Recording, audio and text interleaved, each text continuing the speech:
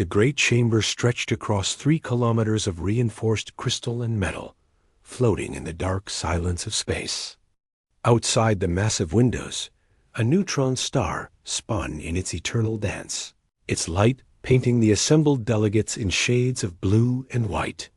287 species had gathered here, as they had for thousands of years.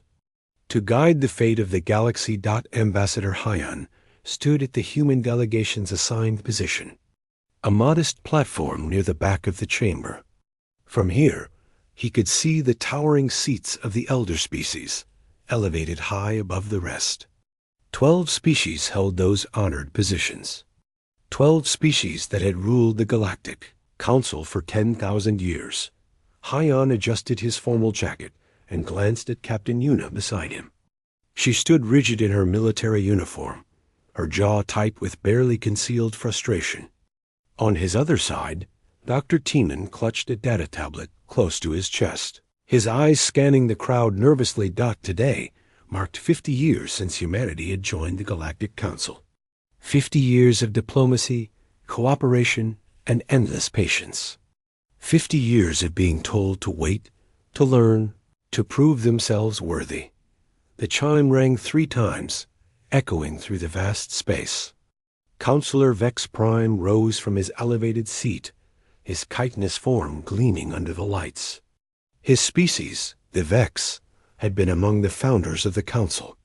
His voice, translated through neural implants, filled every mind in the chamber. "We acknowledge the human delegation," Vex Prime said, his tone dripping with condescension. "You may present your matter." Hyan bowed respectfully and activated his platform's projection system. "Honorable counselors, I present Dr. Tiemann, who brings a solution to the Red Star problem." A murmur rippled through the chamber. The Red Star problem had plagued the galaxy for 3 centuries. Stars across the outer rim were dying decades before their time, turning red and unstable. Thousands of worlds had been evacuated. Billions of beings had lost their homes. The greatest minds of the elder species had failed to find a cause or cure. Tiemann stepped forward, his hands shaking slightly. He projected a complex series of calculations and star charts into the shared visual space. "We have identified the cause. There is a subspace resonance pattern created by the interaction of dark matter streams and, impossible," a voice boomed from above. Counselor Orthan, a being of living crystal, pulsed with light. "Our scientists have studied this phenomenon for 300 years. A species that has barely left its home system cannot possibly understand stellar mechanics better than civilizations millions of years old." Tiemann's face flushed red, but he pressed on. "With respect, Counselor, our calculations are sound. We have developed a method to stabilize the affected stars using modified subspace emitters. The technology is simple, cost-effective, and can be deployed immediately." Another elder, a being of pure energy named Luminal 7, shimmered with what might have been laughter. The arrogance of youth. "Tell me, human, how many stellar cores have your people studied? How many galaxies have you observed?" "Our observations may be limited in scope," Hyan interjected smoothly, "but they are precise. We ask only that the Council review our data." Vex Prime waved a clawed appendage dismissively. "The data will be submitted to the appropriate committee for review. This may take several months. The human delegation is dismissed." Yuna's hand clenched into a fist at her side, but she said nothing.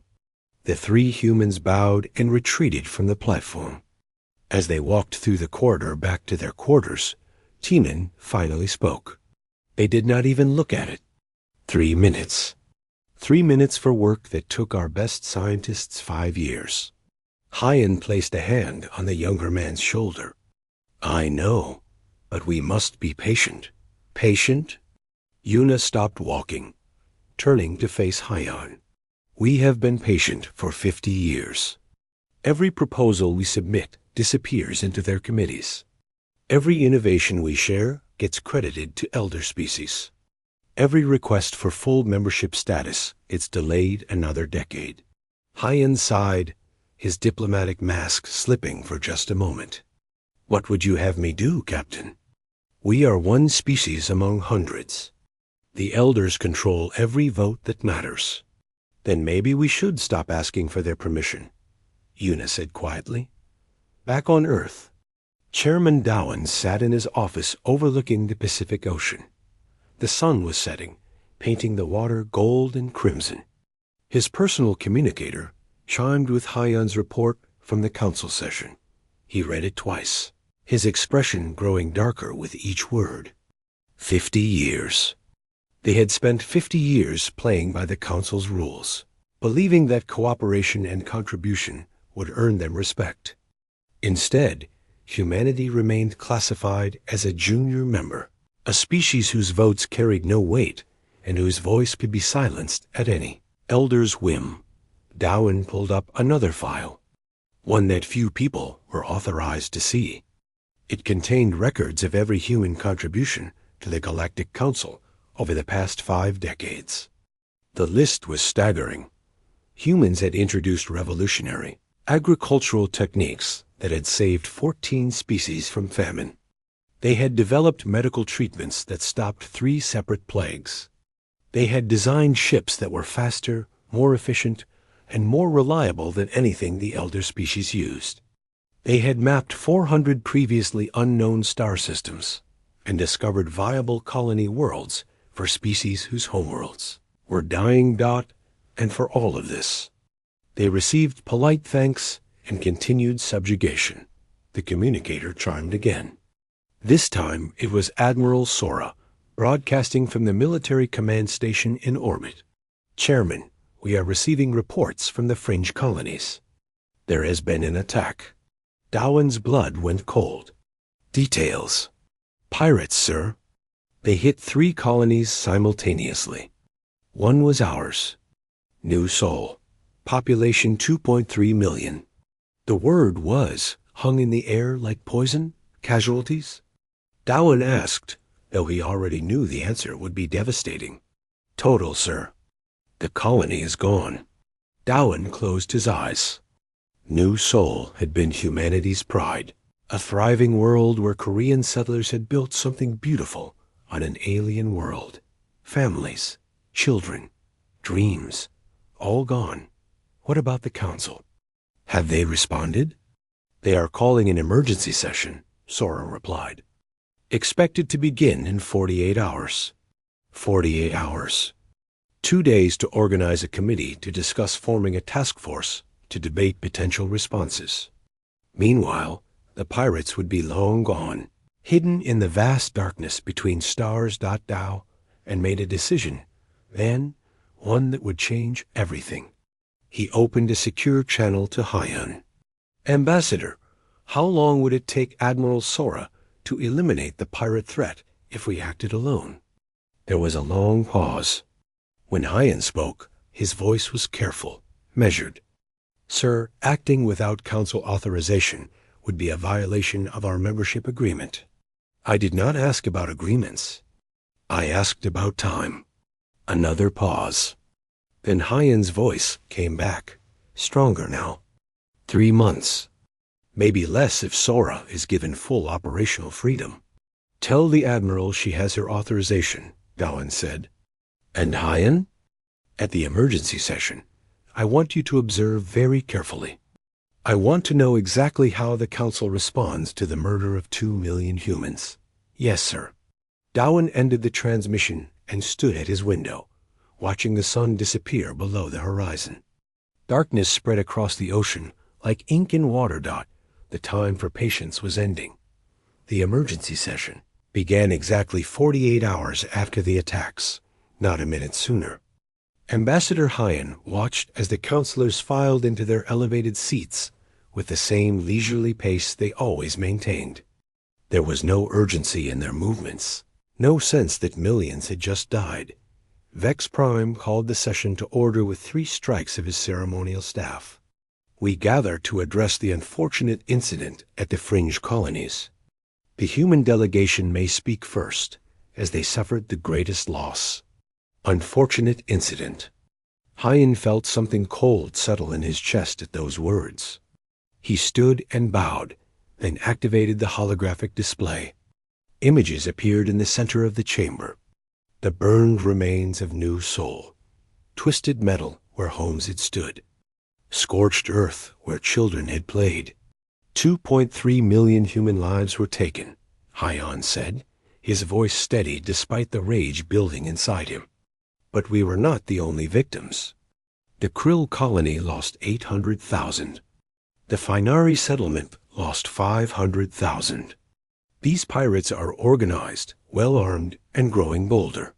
Admiral Sora appeared beside him via hologram, her military bearing unmistakable. With your permission, counselors, I will present our tactical analysis. Vex Prime gestured lazily. Proceed. Sora projected tactical maps showing pirate movements, base locations, and attack patterns. We have identified 17 pirate strongholds in the fringe sectors. Their fleet consists of approximately 300 ships, ranging from light raiders to heavy cruisers. Based on their logistics and supply chains, we can eliminate this threat within 3 months using a coordinated strike force. The silence that followed was deafening. Then Counselor Orthan spoke, his crystalline voice chiming like broken glass. The human proposes military action. How predictable. Violence is always the answer for young species. They murdered 8 million beings, Sora said, her voice sharp. What answer would you suggest? Luminal 7 pulsed with dim light. Diplomacy. Understanding. These pirates are likely acting out of desperation. Perhaps if we extended an offer of trade and cooperation. They are murderers, Hyan interrupted, then caught himself. Interrupting an elder was a serious breach of protocol. Forgive me, Counselor, but these beings have rejected every attempt at communication. They attack without warning, kill without mercy, and disappear into the void. Diplomacy requires a willing partner. Vex Prime stood, his imposing form casting shadows across the chamber. The human forgets his place. The Council has maintained peace for 10,000 years through wisdom and patience, not through the crude application of force. We will form a committee to study this matter thoroughly. In 6 months, they will present recommendations for 6 months. Yuna stepped forward, her composure finally breaking. How many more will die while you form committees? How many more colonies will burn while you debate? Captain Yuna, Hyan said quietly, a warning in his tone. But she ignored him. We have the solution right here. Admiral Sora has the plan. We have the ships. We have the will. All we need is authorization. Vex Prime's mandibles clicked together in what might have been anger. Authorization that will not be granted. The Council does not act rashly.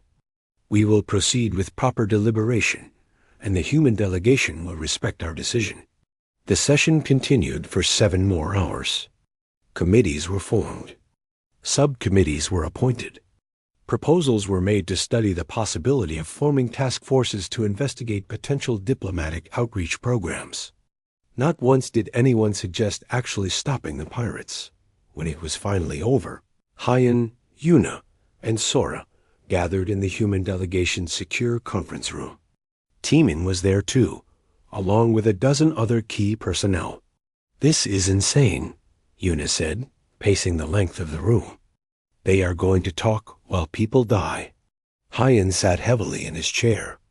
It is how they have always operated, slowly, carefully, without risk. Without courage, you mean, Sora said. She pulled up a star chart. I have ships positioned throughout human space. Good crews, well-trained, eager to act. Give me the word, and we can start tomorrow. Without Council authorization, Hyan reminded her.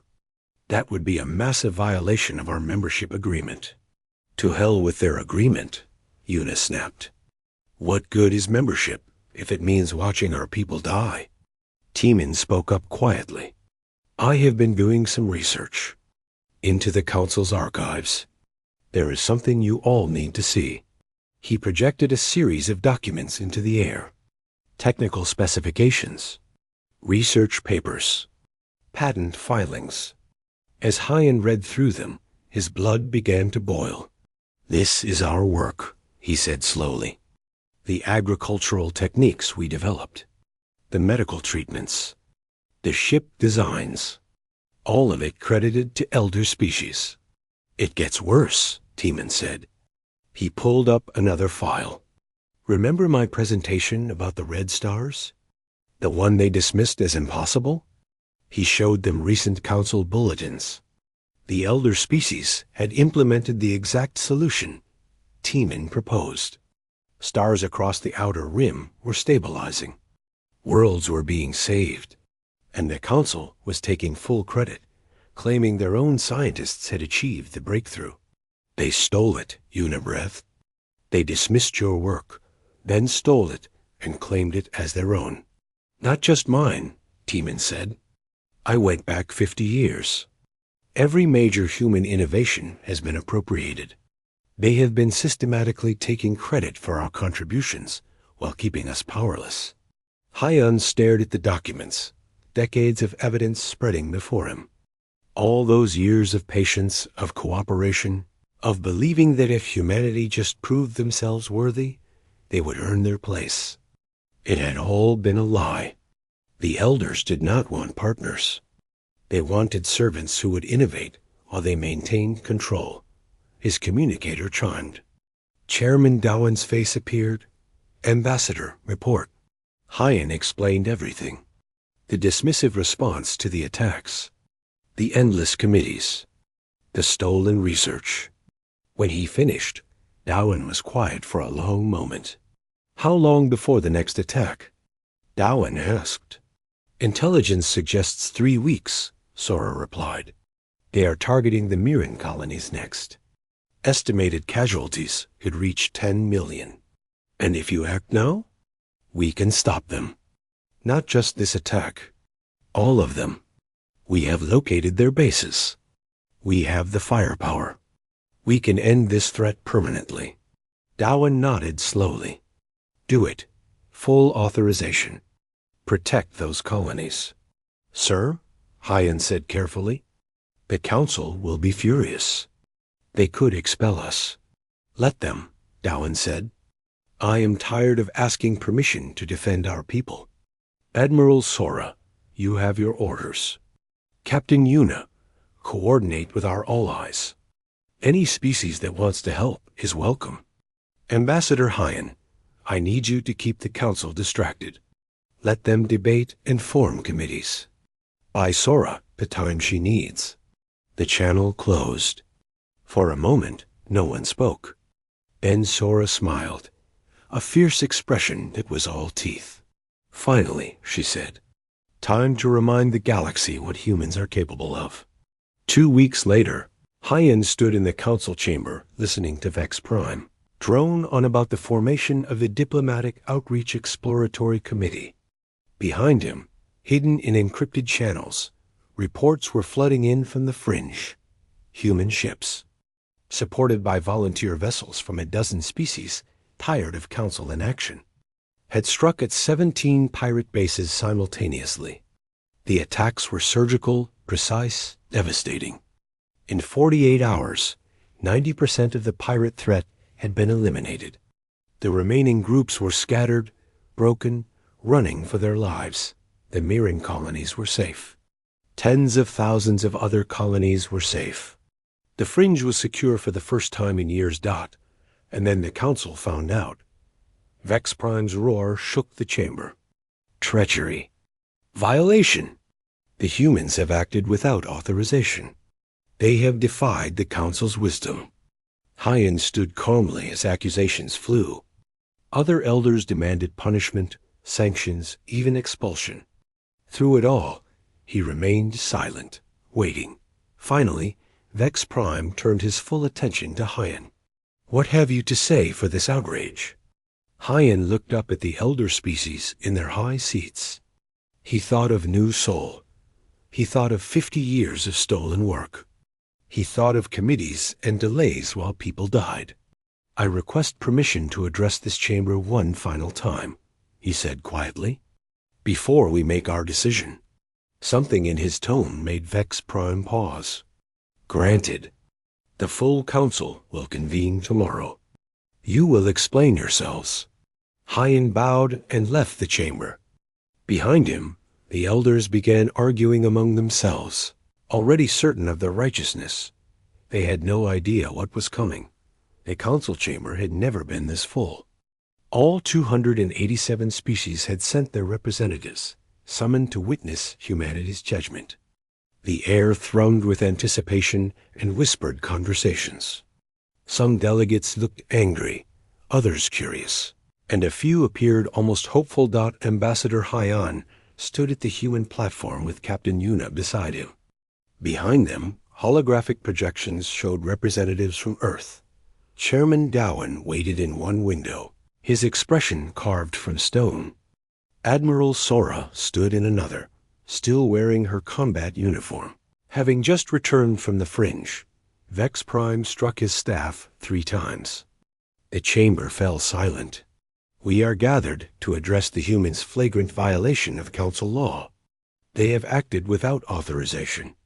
They have deployed military forces in defiance of our wisdom. We have saved 10 million lives," Hyan interrupted. His voice was calm, but carried to every corner of the vast chamber. "While you debated, we acted. While you formed committees, we eliminated the threat. The pirates are broken. The colonies are safe. That is what we have done." Murmurs rippled through the assembled delegates. Several of the junior species shifted in their seats, exchanging glances. Counselor Orthan pulsed with angry light. "You presume too much, human.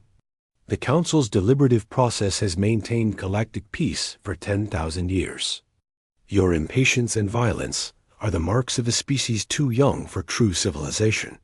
10,000 years, Hyan repeated. He activated his data display, and the air filled with documents, recordings, and evidence. "Let us discuss those 10,000 years. Let us discuss what humanity has learned about the Council's great wisdom." He gestured, and the first set of files expanded. 50 years ago, Dr. Tiemann presented a solution to the Red Star problem. You dismissed it as impossible. 3 months later, you implemented his exact solution and claimed credit for yourselves. The chamber erupted in shocked voices. Tiemann stepped forward, his earlier nervousness replaced with quiet dignity. He displayed the calculations, showing them side by side. The match was perfect, undeniable. 43 years ago, Hyan continued, his voice rising above the chaos, human agricultural scientists developed a technique to grow crops in low-light environments. 14 species were facing famine. We shared our research freely.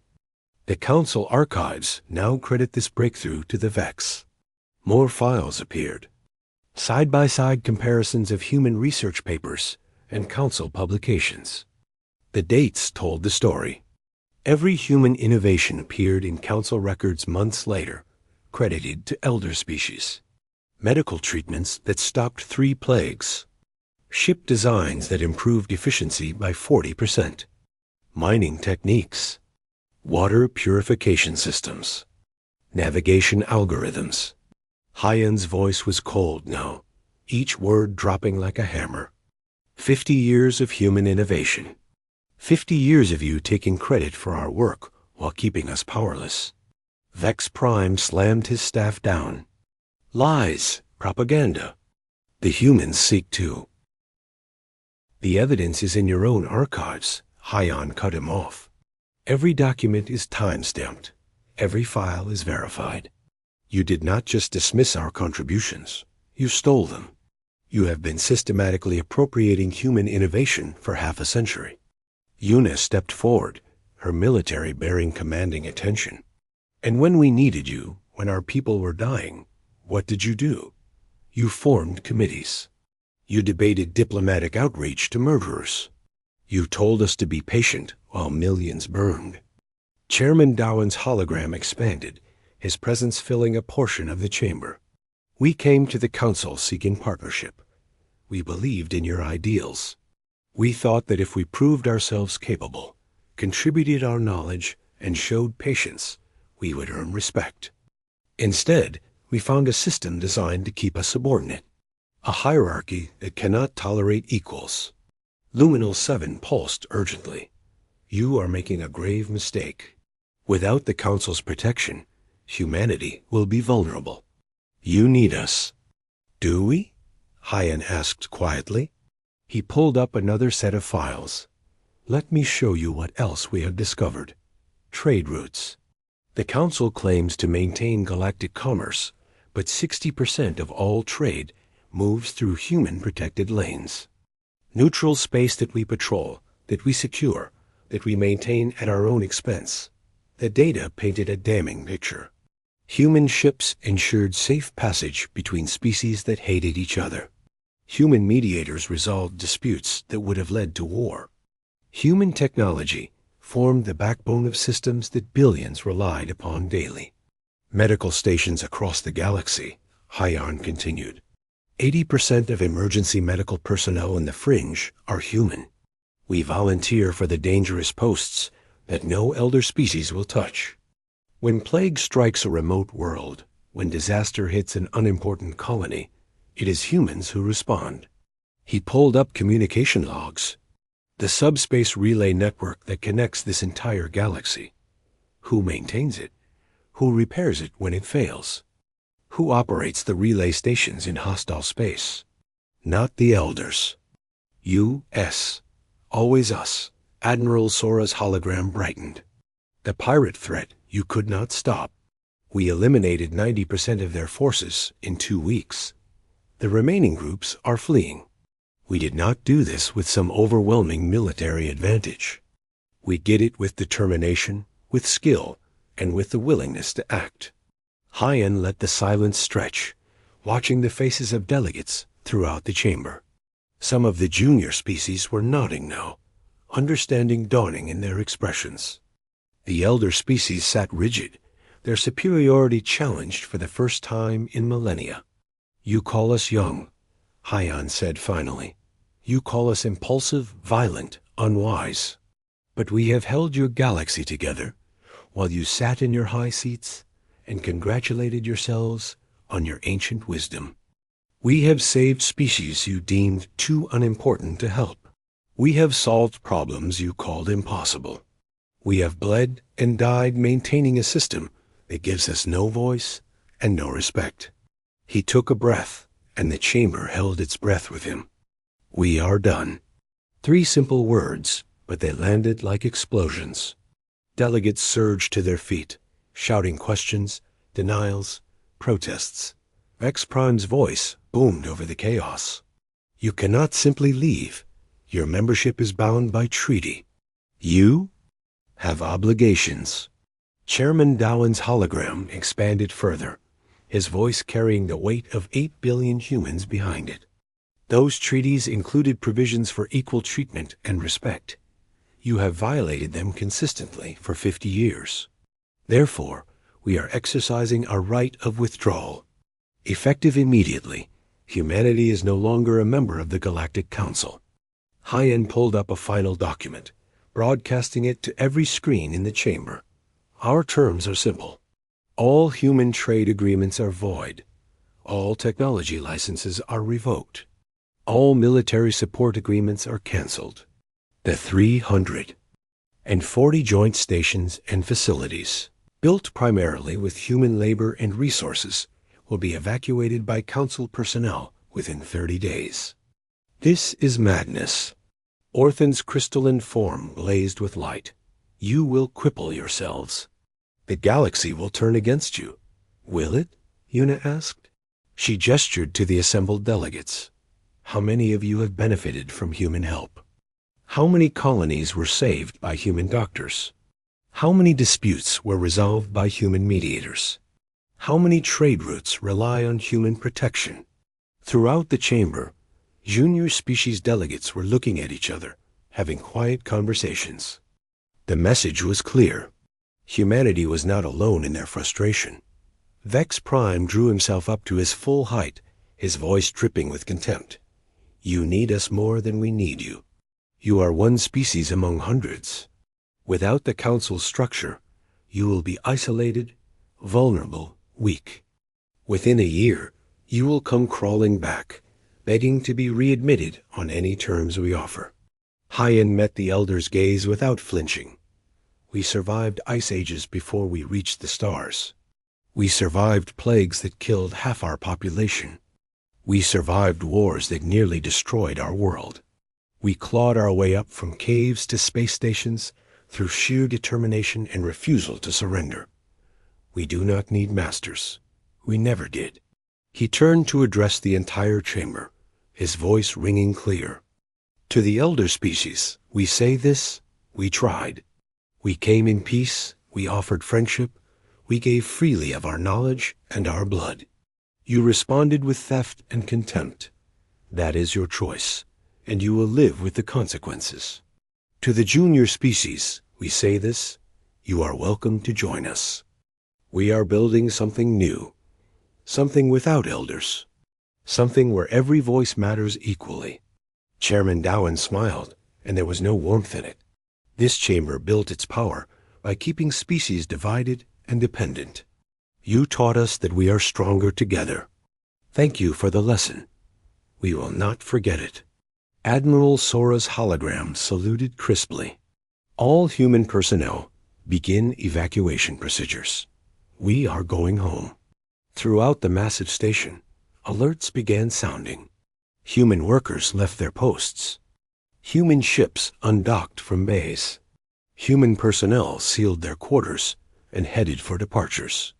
50 years of presence, vanishing in synchronized efficiency. Hyan took one last look at the council chamber, at the elder species in their high seats, still unable to comprehend what had just happened, at the junior species delegates, many of whom were standing now, watching the humans with something like awe. We came seeking partners, Hyan said quietly. We found masters. Now we will show you the difference. He turned and walked away. Yuna followed. One by one, every human in the chamber filed out in silence. The doors sealed behind them with a sound like finality. In the chamber, 287 species sat in stunned silence. In the space where humanity had stood for 50 years, it was only emptiness. Vex Prime stared at that empty space, and for the first time in his long life, he felt something unfamiliar. Fear, not of what the humans might do, but of what their absence would reveal. The galaxy was about to learn a painful truth. You never know what you have until it walks away. 3 months after humanity walked away, the galaxy began to understand what it had lost. Dr. Mina stood in the medical bay of Station Carthage, watching the last human transport ship dock. The station floated in one of the most dangerous regions of the Fringe, a place where radiation storms and spatial anomalies made every day a gamble with death.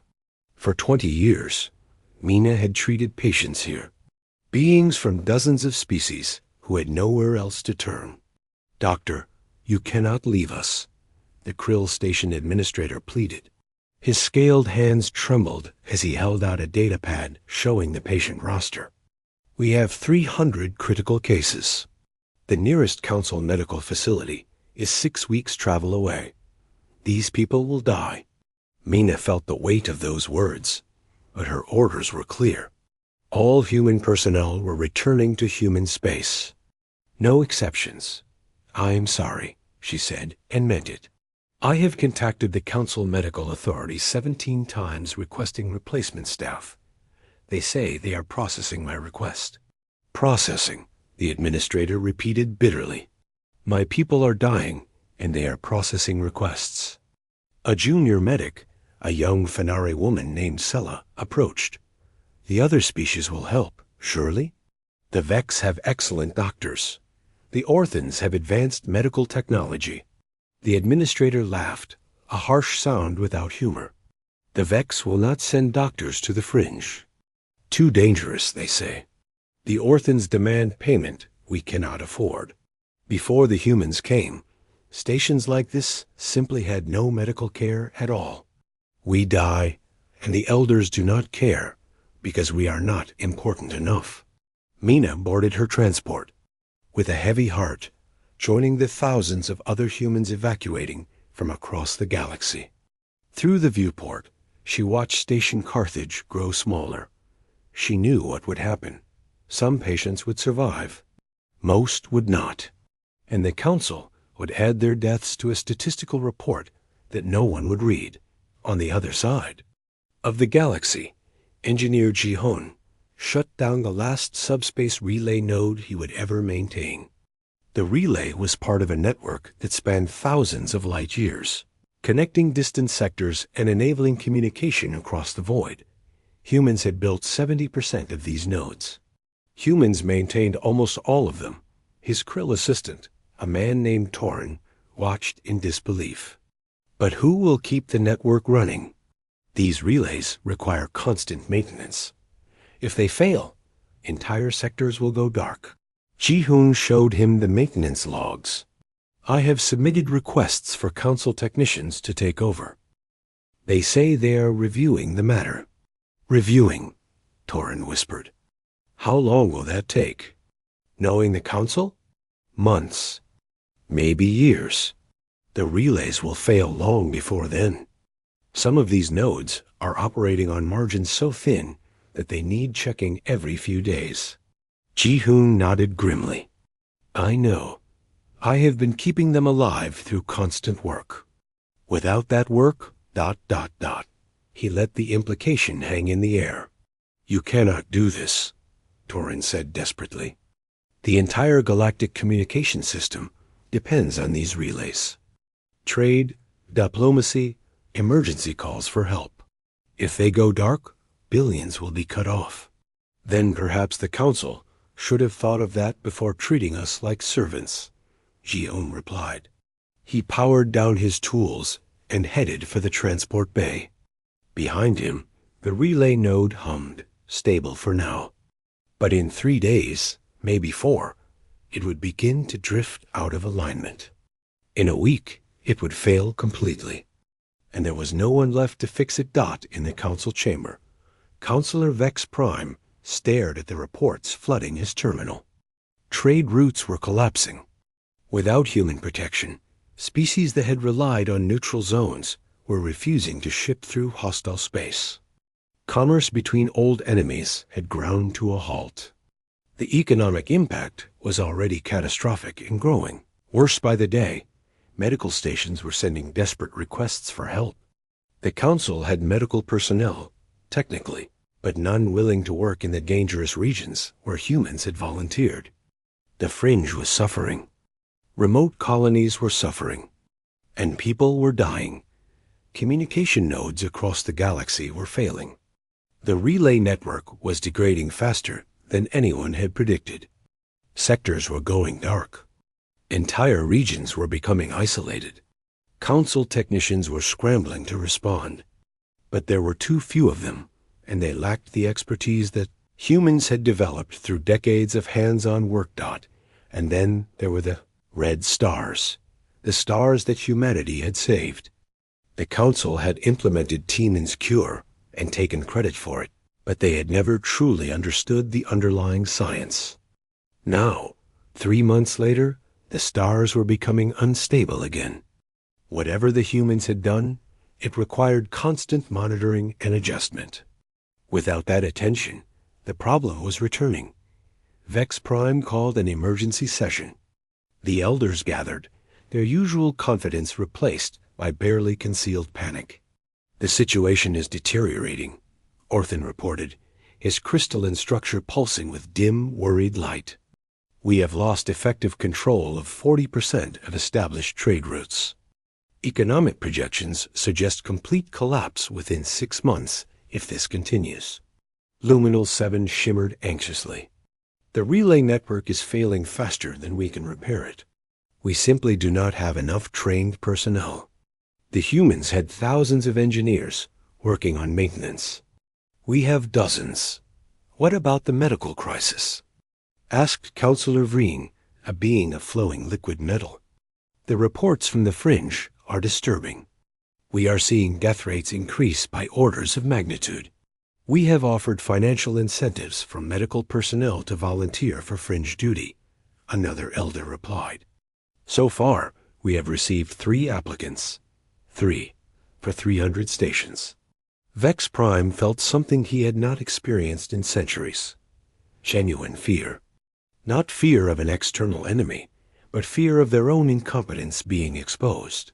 For 10,000 years, the Council had maintained order through careful control and the illusion of wisdom. Now that illusion was crumbling. The junior species are growing restless, he reported. 17 have submitted formal inquiries about withdrawing from the Council. They see what happened to humanity, and they are wondering why they remain. Let them leave, Orthan said dismissively. They are insignificant, are they? Vex Prime pulled up data, showing species-by-species contribution to the Council's infrastructure. The Krill maintain most of our mining operations. The Finari run our agricultural stations.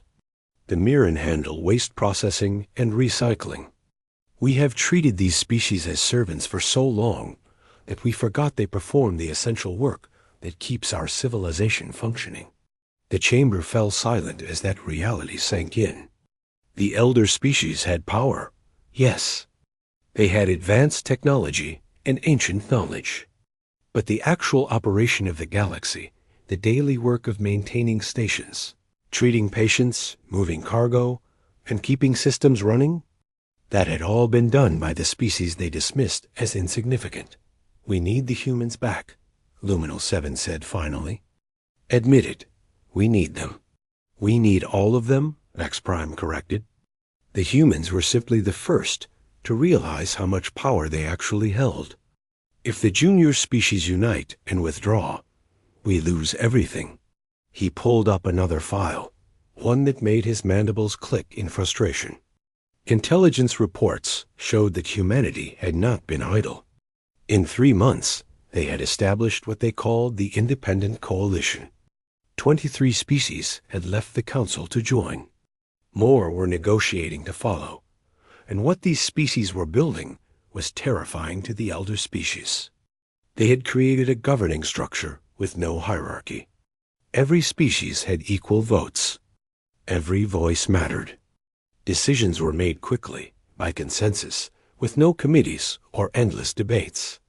It was everything the Council was not. Worse, it was working.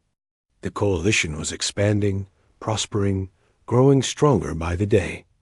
New species were requesting membership not because they were being pressured, but because they wanted what the coalition offered: respect, equality, and real partnership. Counselor Vreen reviewed the human data package that had arrived anonymously the week before. It was labeled simply, "You will need this." Inside were detailed solutions to every problem the Council was currently facing. How to maintain the relay networks. How to stabilize the red stars. How to organize medical care for remote regions. How to restructure trade routes. Everything they needed to survive. Given freely. With a single note attached.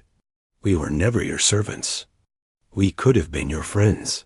Vex Prime read that note and felt shame for the first time in his long life. The humans had every right to watch the Council burn. Instead, they had offered one last gift of knowledge. Not because they expected anything in return. Simply because they still cared about the beings who would suffer from the Council's failures. What do we do? Orthan asked, and there was real uncertainty in his voice. The mighty elders, rulers of the galaxy for 10 millennia, were lost. Vex Prime made a decision. We request negotiations with the Independent Coalition. As equals? Equals? Several elders protested at once. Yes, equals. Because that is what they are. That is what they always were. We were simply too arrogant to see it. He stood, his ancient joints aching. Outside the windows, the galaxy continued its slow spiral through darkness. But the light that had held it together, the light of cooperation and mutual support, was flickering. The elders had tried to own that light, to control it for their own benefit. They would learn whether it was too late to earn it back. 1 year after humanity walked away, Ambassador Hyan stood on the observation deck of the Coalition headquarters and watched ships arrive from across the galaxy. Each vessel represented a species that had chosen freedom over hierarchy, partnership over servitude, respect over ancient claims of superiority. The independent coalition now included 47 species. 47 voices, all equal, all heard. What had begun with humanity's frustration had become something larger, something unprecedented in galactic history. A true alliance of equals. Chairman Dowan joined Hyan at the window, both men watching a massive transport ship dock.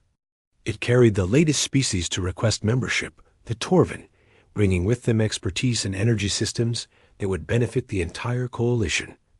How many requests are pending? Dowan asked. 32 species, Hyan replied. We are processing them as quickly as we can, but we want to ensure proper integration. No one gets special treatment. No one gets elevated status. That was the Council's mistake. Dowan nodded approvingly. And Earth? How are we managing the expansion? Thriving. Without Council restrictions, our research has accelerated dramatically. Dr. Tieman's team has developed 3 new medical treatments this year alone. Ji-hoon has designed relay systems twice as efficient as anything the Council used. Yuna's military reforms have created the most effective defense force in the galaxy, and we have barely begun exploring what we can achieve. It was true. Freed from the Council's suffocating bureaucracy, humanity had exploded with innovation. But more importantly, they had learned to share that innovation properly. Every breakthrough was offered to coalition partners freely. Every advance benefited all members equally. The result was a technological and cultural renaissance that was reshaping the galaxy. Captain Nari approached, her uniform bearing the insignia of the Coalition Exploration Fleet. Sirs, we have visitors at the border. Council delegation. They are requesting permission to enter Coalition space. Hyan and Dowan exchanged glances. This was the moment they had been expecting for months. Who leads the delegation? Counselor Vex Prime himself, Nari reported. He has sent a formal message requesting negotiations. Negotiations, Dowan repeated, tasting the word. Not demands. Not orders. Negotiations. Times have changed, Hyan said quietly. Let them in. We will meet them at the neutral station. 3 days later, Hyan stood in a conference room aboard a neutral station at the border between Coalition and Council space. It was a small room, deliberately chosen. No grand chambers. No elevated seats. No symbols of superiority. Just a simple table with chairs arranged in a circle. When Vex Prime entered, the ancient being looked diminished somehow. The arrogance that had defined him for centuries was gone, replaced by something that might have been humility. He was not alone. Orthan accompanied him, the crystalline being's light subdued and uncertain. Ambassador Hyan, Vex Prime said, and there was no condescension in his voice. Thank you for agreeing to meet with us. Please sit. Hyan gestured to the chairs. Not across from each other, which would imply opposition, but beside each other around the circle. May I offer refreshments? They went through the rituals of diplomacy, but both sides knew this was no ordinary negotiation. The Council was desperate. Their civilization was fracturing. More species left every month to join the coalition. The ones that remained were growing resentful, demanding changes that the elders could not accept without admitting their entire system was flawed. Finally, Vex Prime spoke. We made a terrible mistake. The Council has spent the past year reviewing everything that happened. Everything we did to humanity and to countless other species. We see it now. The theft, the suppression, the arrogance. We see what we became. Orphan pulsed with dim light.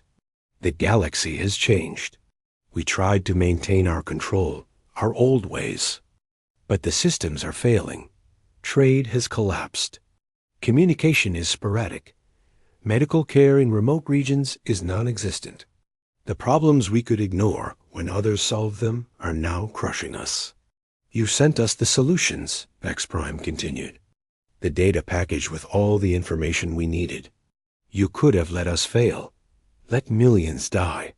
Let our civilization crumble. Instead, you helped. Why? Hyan considered his answer carefully. Because the people who would suffer from your failure are not the ones who wronged us. Station workers who need medical care. Families who depend on communication, relays to speak with distant loved ones. Colonies that trade for essential supplies. These beings did nothing wrong. They should not pay for their leaders' mistakes. Leadership, Vex Prime said the word like it was foreign to him. We thought leadership meant control. We thought wisdom came from age and power, came from maintaining hierarchy. You have shown us something different. Real leadership is service. Real wisdom is knowing when to change. He pulled out a formal document, sliding it across the table. The Council is prepared to offer humanity full elder status. Not just membership, but leadership positions. Control over key systems. Access to ancient archives. Whatever you require to return. Hyan did not even look at the document. No.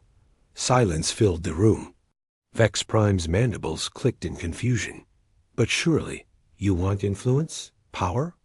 The chance to reform the Council from within? We do not want to rule you, Hyan said firmly. We wanted to work with you. That chance passed when you chose pride over partnership. We have built something better now. Something that does not need elders or hierarchy. Something where every voice matters, not just the ancient ones. Orphan leaned forward. Then what do you want? Reparations? Public apologies? Name your terms. We want nothing from you, Hyan replied. The Coalition does not need the Council. We are self-sufficient. We are prosperous. We are free. You have nothing we require. Vex Prime slumped in his chair, and the gesture was so human that Hyan almost smiled. The mighty elder reduced to this. A being who had ruled the galaxy, now facing the reality that his rule meant nothing. However, Hyan continued, and both Council members looked up with desperate hope. We are not opposed to a new relationship. Not as masters and servants, not as elders and juniors, but as equals, trading partners, allies when interests align. Two civilizations coexisting in the same galaxy. Equals, Vex Prime repeated, as if testing how the word felt. After everything we did, you would still treat with us? On the right terms, yes. We do not seek revenge. We seek what we always sought, respect, fairness, and the freedom to determine our own path. If the Council can offer those things, we can discuss cooperation. Dawan's hologram appeared in the room, joining the negotiation. We propose a trade treaty. Open borders for commerce, with standardized regulations that apply to both Council and Coalition space equally. Mutual defense pact against external threats. Cultural exchange programs. And most importantly, a non-interference clause. We do not tell you how to govern your space. You do not tell us how to govern ours. That is all? Orphan pulsed with surprise. No demands for technology? No requirement that we adopt your governing style? No insistence that we humble ourselves? You have already humbled yourselves by coming here, Hyan said gently. That took courage. As for the rest, we believe systems should be judged by their results. If the Council can reform itself and treat its member species with respect, perhaps you will thrive. If not, more will leave to join us. Either way, that is your choice to make. Vex Prime was quiet for a long time. Then, slowly, he extended a clawed hand. equal partners. I do not know if the Council can truly change. We are old, set in our ways, but we will try. For the sake of the galaxy, we will try. Hyan shook the offered hand. That is all anyone can ask. 6 months later, Captain Nari stood on the bridge of the exploration vessel Discovery, watching the view screen show a region of space no one from the known galaxy had ever visited. They had traveled beyond the outer rim, past the edge of Council authority, into the true unknown. Reading multiple signals, her science officer reported. Artificial in origin. Organized patterns. Captain, I think we have found them. Them. Another galactic civilization, completely separate from the one they knew. Intelligence had suggested. This group existed, hidden beyond the barriers of hazardous space that had prevented exploration for millennia. But humanity, with their characteristic stubbornness, had found a way through. Open hailing frequencies, Nari ordered. Broadcast on all standard channels. Let them know we come in peace. As the signal transmitted into the dark, Nari thought about how far humanity had come. From a single species struggling for recognition to the foundation of a coalition that had changed the galaxy. From begging for scraps of respect to standing as equals with civilizations millions of years old. The Council had thought humanity needed them to reach the stars. They had never understood the fundamental truth about humans. Humans had always been reaching, long before they met the Council, long after they walked away from it. Always reaching, always pushing forward, always refusing to accept limits placed by others. A response came back from the unknown civilization. New species, new cultures, new possibilities. The cycle was beginning again, but this time humanity knew what they wanted. Not submission, not dominance, just partnership, respect, and the freedom to explore. Hyan, watching the first contact from Coalition headquarters, smiled. The galaxy had thought it knew everything.